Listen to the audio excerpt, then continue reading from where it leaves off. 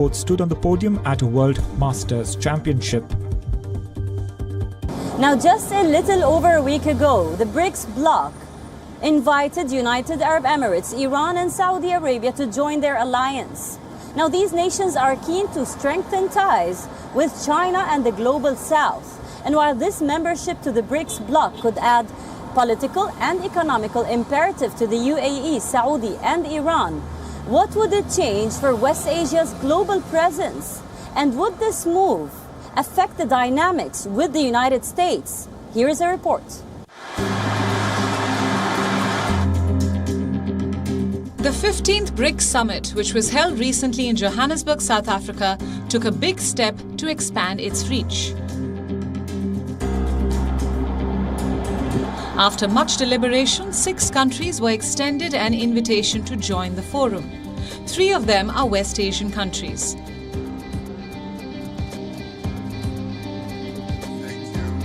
BRICS leaders offered Iran, Saudi Arabia and the United Arab Emirates a seat at their table. We have decided to invite the Argentine Republic, the Arab Republic of Egypt, the Federal Democratic Republic of Ethiopia, the Islamic Republic of Iran, the Kingdom of Saudi Arabia, and the United Arab Emirates to become full members of BRICS. The membership will take effect from the 1st of January 2024. Thank you very much. This move has far-reaching implications for West Asia on the global front. For one, BRICS opening its doors to Iran has immense significance for the Islamic Republic. With heavy US sanctions slammed on the country, joining the BRICS alliance gives Iran trade leverage in the global south. The decision made by BRICS members to expand this group is a commendable move that paves the way for a global expansion within the framework of justice. For Saudi Arabia, the decision to join the bloc weighs in not just on economic factors, but also political ones. The freedom to manage its own affairs in the region has been a long-held ambition. Experts say that the move indicates a significant step away from ties with the US. The strategic relationship between the kingdom and the countries of the BRICS group is reinforced by frameworks of common principles, the most prominent of which is the firm belief in the principle of respecting the sovereignty and independence of states, not interfering in their affairs, adhering to principles of international law, and settling disputes by peaceful means. The Saudi foreign minister recalled the unflattering history of the West, particularly the United States in the region and its record of meddling in regional affairs. The volatile region has seen an influx of military and diplomatic interference from Washington, from the war in Iraq to the ongoing crisis in Yemen. But there are a number of factors that influenced Iran, the UAE and Saudi Arabia's decision to join the booming alliance. First, the nations are looking at deepening economic collaboration with China. Second, with the US seemingly losing interest in the West Asian region, it is a prime opportunity for enhancing presence in the global south. 3. The step signifies moves towards hastening a perceived shift in the world order. Experts have pegged the BRICS to be a viable counterweight to the West G7 alliance. Joining the BRICS bloc could weaken the Western vantage point and shift the global perspective. High on the agenda of the BRICS group is facilitating trade through local currencies. This is a key factor which drew in Iran, the UAE and Saudi Arabia. Does this mean that the once domineering presence the United States had in the West Asian region is now declining?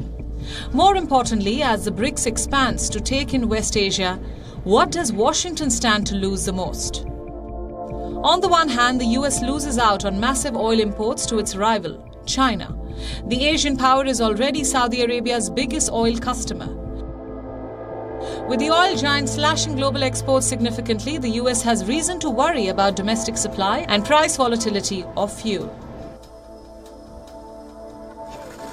That's not all. For the US, fears loom large over the gathering trend towards de-dollarization. The BRICS bloc is keen on facilitating trade through local currencies. Should this become a reality, there is serious concern over oil-producing Iran, Saudi and the UAE making a move to price oil in non-dollar currencies. And that might mark the beginning of the end of the petrodollar, although the petrodollar is unlikely to be hard hit in the near future. The Iraq-Iran borders is back in the spotlight once again. The Kurdistan region is causing issues for these countries. Now, Tehran has given a deadline for Baghdad.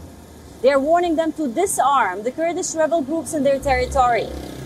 With the border security at stake and infiltrations on the rise, what comes next for the Kurdish communities? Here's a report.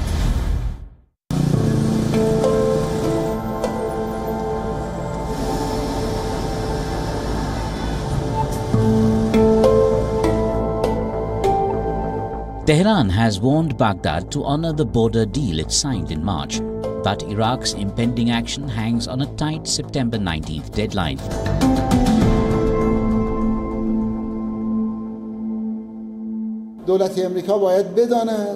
According to a deal reached between the Iranian and Iraqi governments, the Iraqi government has pledged to disarm armed terrorist groups in Iraq and Iraqi Kurdistan by September 19th.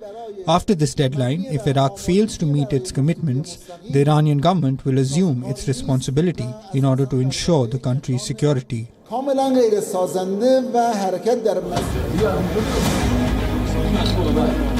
Earlier this year, the neighboring countries held a security meeting to address Iran's concerns. The Iraqi government had agreed to disarm the Kurdish rebel groups inside its territory, evacuate them from their bases, and shift them to government-monitored camps. The Iraqi constitution, which clearly indicates that Iraqi territories cannot be used to attack neighboring countries. Therefore, our commitment to border security is related to Iraqi constitution. The strategic relationship between the kingdom and the countries of the BRICS group is reinforced by frameworks of common principles, the most prominent of which is the firm belief in the principle of respecting the sovereignty and independence of states, not interfering in their affairs, adhering to principles of international law, and settling disputes by peaceful means.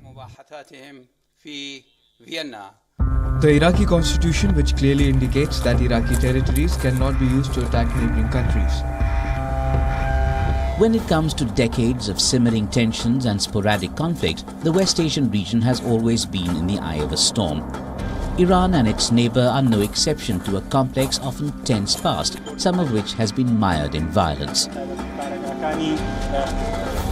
While both nations have made efforts to surf the diplomatic waves, there remains among other issues a major thorn of contention: the Kurdish separatists.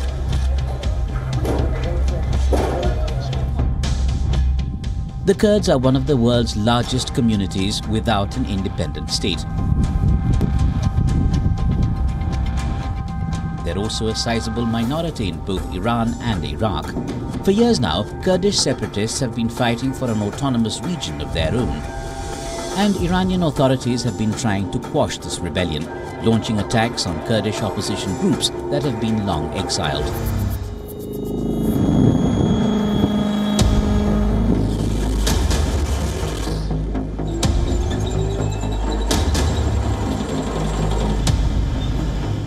Iran's government has been opposed to the Kurdistan Workers' Party, which it views as a terrorist organization. But lately, the country has also accused the separatist factions of fueling protests last year.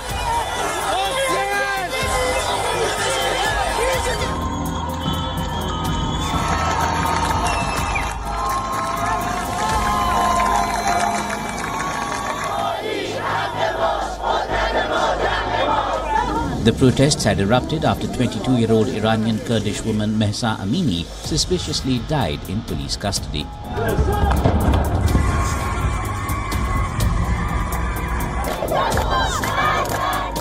But why is the onus on Iraq to disarm the Kurdish rebellion?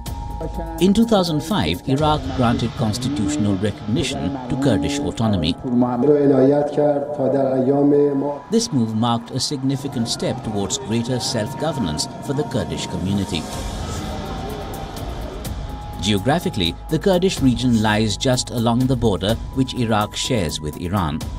The geopolitical significance of the Kurdish region has raised concerns for Iran. fearing a wider conflict in the region.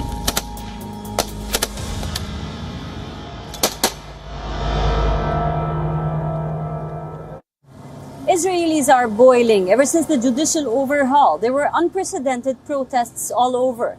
But something new has turned up now. Gender equality. Women have joined the protests for gender equality, especially in Orthodox communities. On the other end of the spectrum, some Orthodox groups attacked a woman mayor. Now, many fear that the judicial overhaul will further escalate the clamp on women's rights. Take a look.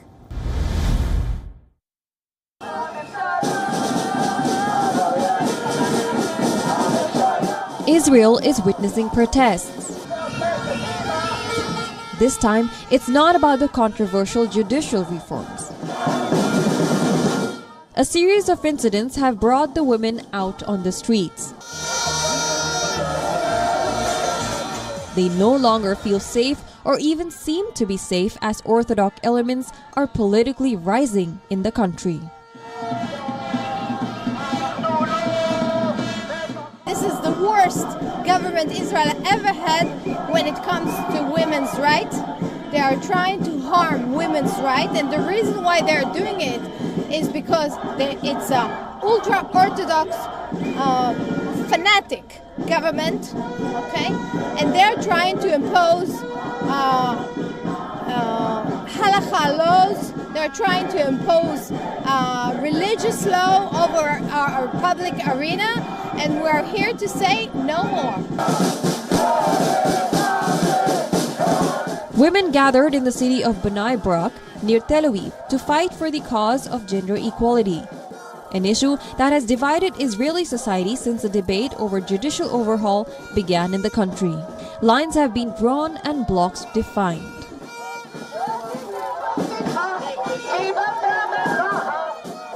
On the one hand, there are those who support a secular, democratic Israel where women's rights are respected. And on the other, there are those who want the religious and conservative view to prevail, which allows dictating women's lives. Women fear a weaker judiciary will further trample on their freedom and would give rise to more inequality.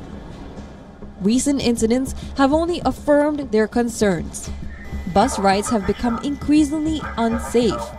Gender segregation has been introduced in buses. Women are either forced to sit at the back of the bus or simply not taken on board. They are increasingly finding themselves at the center of criticism for dressing in an immodest way. Conservatives have taken upon themselves to define modest dressing. Some people have gone to the extent of raising placards saying no tight-fitting clothes. Their demands are not novel. They want women covered up from head to toe. But one is living in the 21st century, and Israeli women are no longer mere objects to be dictated by regressive religious fanatics. Not allow anyone to send us to the backside of the bus. We will not allow anyone to erase our faces from signs. We will not allow anyone to tell us where and when we can enter. We will not allow anyone to tell us what to wear, where to go. Women political leaders are also being targeted. Beit Shemesh's mayor, Eliza Bloch, was held hostage for nearly 2 hours during a school visit, as rioters hurled objects at the school building and vandalized her car parked outside. This happened days after placards with Bloch's face on it were vandalized by extremists. Women in Israel have a long battle ahead of them. They are fighting for their rights, the right to choose what they want to wear, the right to decide their career, and the right to live a life of their choice. And it's not just a section of people they are battling against, but rather an ideology.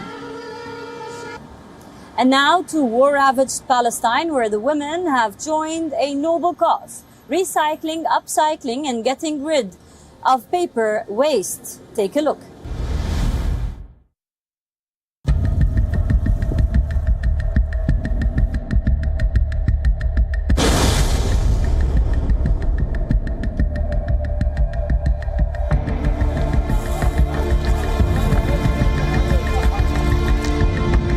The West Bank has been ravaged by conflicts for years.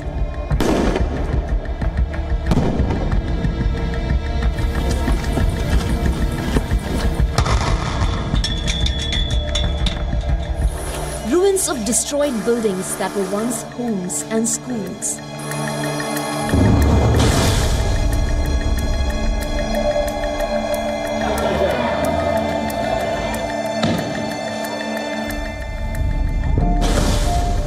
Long-drawn violence, raging protests and recurring airstrikes are a common sight in the region.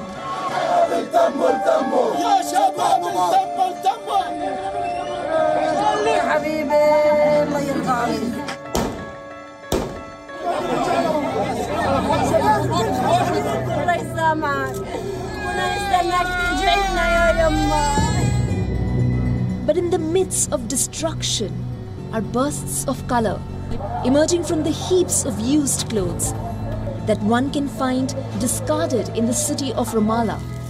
Palestinian women here have taken matters into their own hands, striving for a better environment.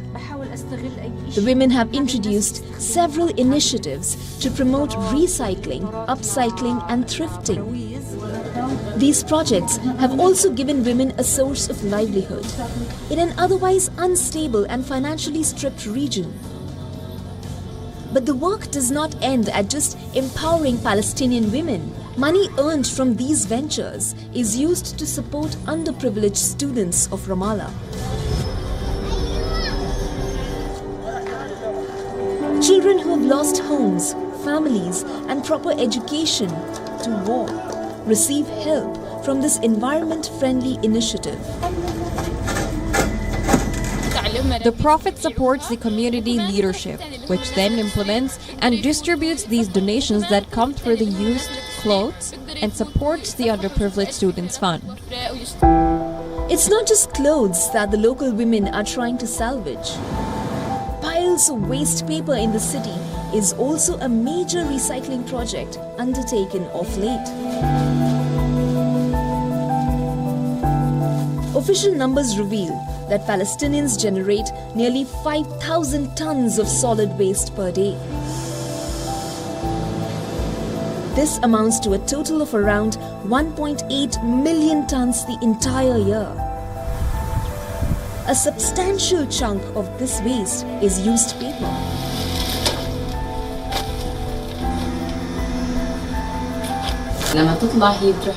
Instead of moving the problem from one area to another in Ramallah and Al-Bireh Governorate and in the West Bank as a whole, we are trying to take the paper waste to recycling factories in order to solve the problem radically.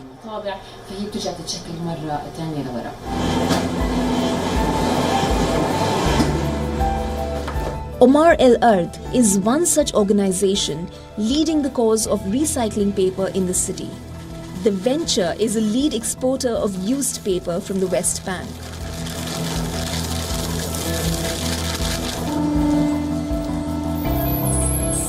It exports the paper waste to countries like Turkey and China, where it can be recycled. The company, spearheaded by a woman, is ensuring its part in rebuilding the earth. The irony of the impactful environmentalism stemming from a region ravaged by conflict is not lost on anyone.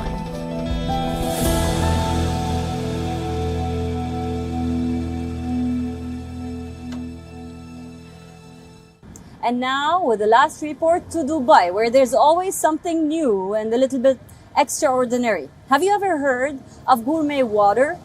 There is an aqua bar in Dubai offering more than 30 kinds of mineral water. Who said hydration has to be boring? We tell you more.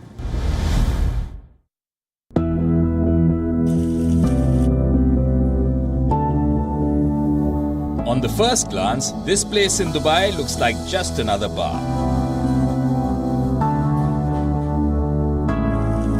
Fancy, colorful drinks, a modern, minimalistic ambience. But here's the catch. The focus of the menu is not alcohol or fancy cocktail mixes, it's water. But this water is not ordinary. It comes with a gourmet twist.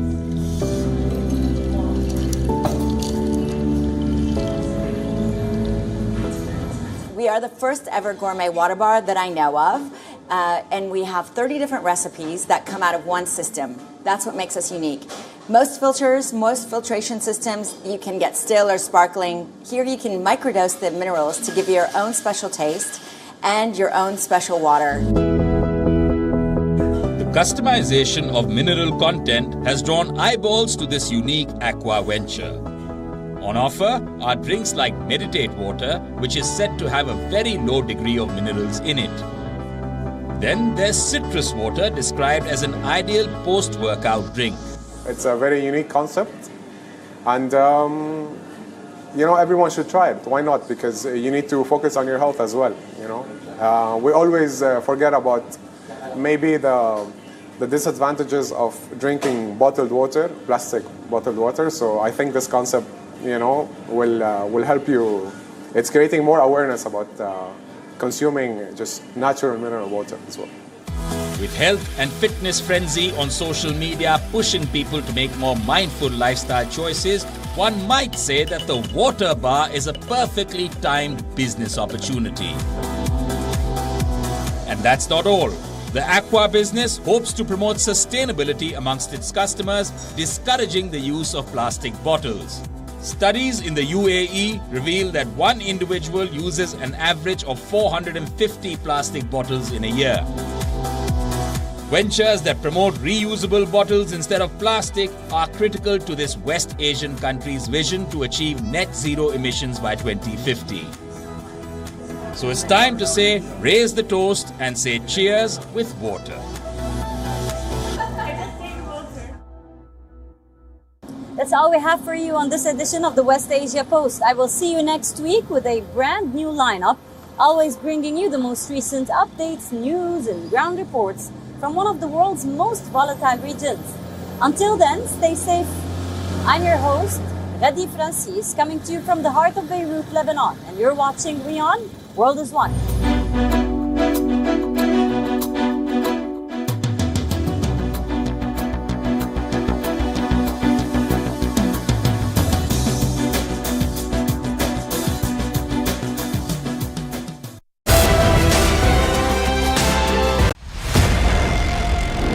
It's easy to tell you a flat story. It's easy to show you what's happening around the world. We do the difficult part. This weapon has been banned, but the US, Ukraine and Russia do not find the bombs problematic. We also tell you why what's happening. New drug is making a difference in the fight against Alzheimer's. This medicine helps slow down a patient's cognitive decline. We look beyond the text. We give you context. Is China preparing for a war in the Himalayas? And tonight, we come to you with some proof. Hypocrisy is stunning. Do leaders